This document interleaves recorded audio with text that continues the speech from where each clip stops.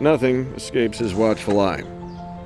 Sure, his methods can seem excessive, a touch fanatical, at times a little bananas.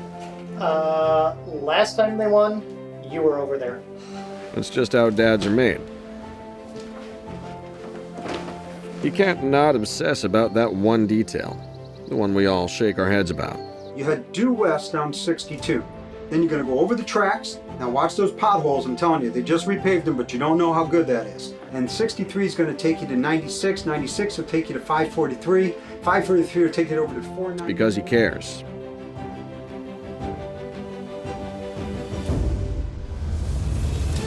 Still, we know we're lucky that he does what he does. Even that. Yep, how dad is that? You see, if it's important, he'll notice. And he'll be the judge of what's important. The thing is, what he's really obsessed about isn't lint traps, or thermostats, or loose change. It's us. And he will protect us. After all, the house is always in danger of burning down. So, on his day, if he sees fit to reorganize his 1997 receipts, well, let's just heat up his coffee to exactly 170 degrees and let him have this one.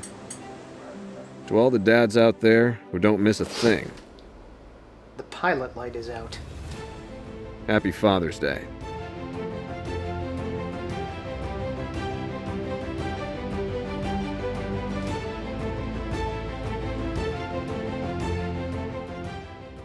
And you're going to come up to a stoplight. Now watch it. The light is fast. It's a fast yellow, so be cautious. Now when you get down about 3 miles, you're going to see a big red barn. Well, no, I think they might have painted that last year. Now you get up about 500 feet. And you know how you go over to Miller's Sheep Farm? Well, don't go that way. You're going to go the other way. Now the S-turn's going to be about 4.3 miles from where you started. So if you've been counting, you're in good shape. What do you mean slow down? Okay, let's start again. You go due west.